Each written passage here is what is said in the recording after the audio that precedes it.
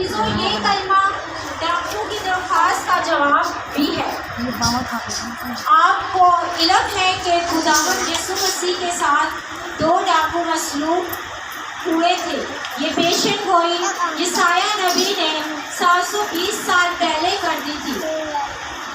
یسایہ 53 باب اس کی 12 آیت میں یوں لکھا ہے، اور وہ خطا کاروں کے ساتھ شمار کیا گیا تو بھی اس نے بہتوں کے گناہ اٹھا لی اور خطا کاروں کی شفایت کی۔ لوکا 22 باب 37 آیت میں لکھا ہے، یسوع نے کہا کہ وہ بدکاروں میں گنا گیا، اس کا میرے حق میں پورا ہونا ضروری ہے۔ یسوع مسیح کے ساتھ جیسے کہ آپ لوگ جانتے ہیں کہ 2 ڈاکو تھے، ایک دائیں طرف اور ایک بائیں طرف۔ دائیں طرف ڈاکو جو تھا ایمان منظر کا مالک ہے۔ یہ ڈاکو خداوند کا اقرار کرتا اور اسے بادشاہ مانتا۔ دائیں ہاتھ والا اکیلا خداوند کا ساتھ دیتا، ہجوم کی پرواہ نہیں کرتا۔ دائیں ہاتھ والا اقرار کر کے فردوس میں گیا۔ دونوں ڈاکو آپس میں گفتگو کر رہے تھے کہ ہم نے تو گناہ کیا، پر اس نے تو کوئی گناہ نہیں کیا، پھر بھی اس کو سولی پہ لٹکایا۔ مگر بائیں ہاتھ والا جو ڈاکو تھا اس نے کہا کہ اس نے بھی تو کوئی گناہ کیا ہوگا جو یہ سولی پہ لٹکا ہے۔ تو پہلے والے ڈاکو نے کہا، خداوند جب تو اپنی بادشاہی میں جائے تو مجھے یاد کرنا۔ تو خداوند نے اس سے کہا، تو آج ہی میرے ساتھ فردوس میں ہوگا۔ یہ ساری بات ایمان کی ہے۔ اس نے خداوند پہ ایمان کیا، اس سے بالکل شک نہیں تھا کہ اس نے کوئی گناہ کیا ہو۔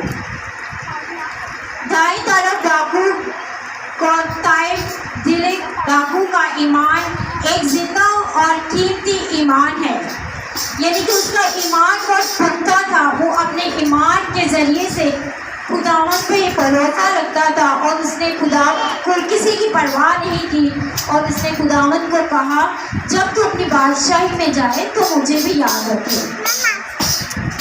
اس نے ایسے وقت میں یسوع مسیح سے درخواست کی جب مسیح لعن طعن کیے جا رہا تھا، ظلم و ستم کی انتہا ہو رہی تھی، زخموں سے خون بہہ رہا تھا۔ اس ڈاکو نے یسوع مسیح کو صلیب اٹھا کر گرتے دیکھا، توہین آمیز حالت دیکھی۔ اس وقت کوئی بھی یسوع کا ساتھ نہیں دے رہا تھا، کوئی پہچان نہیں رہا تھا کہ یہ خالق ہے۔ جیسے کہ آپ جانتے ہیں کہ خداوند کا جو ساتھ میں شاگرد تھا اس نے انکار کر دیا کہ میں اس کو نہیں جانتا۔ ایسے وقت میں خداوند سے درخواست کرنا اس کے ایمان کی مضبوطی کی دلیل ہے۔ وہ پہچان گیا یہ میرا نجات دہندہ ہے، جو اتنے سالوں سے اتنے مہینوں سے شاگرد اس کے ساتھ تھا۔ اس نے اہم ٹائم پر خداوند کا کیا کیا؟ انکار کیا۔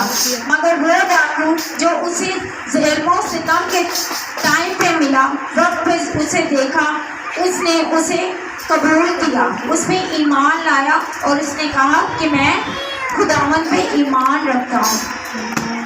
اس نجات کے کلمے میں 7 اسباب پائے جاتے ہیں، آئیں ان پر نظر ثانی کریں۔ یہ کلمہ نمائندہ کار کو پیش کرتا ہے۔ یہ کلمہ ظاہر کرتا ہے کہ نجات کے لیے اپنی بے بسی کا اقرار بہت ضروری ہے۔ یہ کلمہ توبہ اور ایمان کے مفہوم کو ظاہر کرتا ہے۔ یہ حیرت انگیز روحانی بصیرت کا اظہار ہے۔ یہ کلمہ یسوع مسیح کو بطور نجات دہندہ پیش کرتا ہے۔ یہ مخلصی، یہ فتح کے اطمینان بخش انجام کو پیش کرتا ہے۔ یہ کلمہ رفاقت کے لیے نجات کی انتہائی آزاد کا اظہار ہے۔ تو عزیزوں، آپ نے بے شک کتنے ہی بڑے بڑے گناہ کیوں نہ کیے ہوں، صرف یہ ماننے کی ضرورت ہے یسوع مجھے گناہوں سے نجات دے سکتا ہے۔ پہلا یوحنا 1 اس کے 7 آیت میں لکھا ہے، یسوع کا خون ہمیں تمام گناہوں سے پاک کرتا ہے۔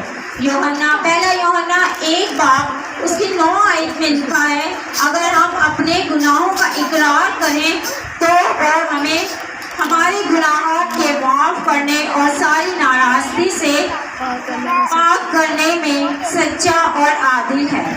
یسوع ہی انصاف کرنے والا ہے۔ یہ سچ بات ہے کہ انسان کو معاف تو کر دیتا ہے، مگر اس کے دل سے وہ نہیں جاتا جو اسے اصل میں کرنا چاہیے۔ چاہے ہم زندگی کے کسی دور میں ہوں، دکھ یا سکھ میں، کوئی ہمیں فردوس میں لے جا سکتا ہے۔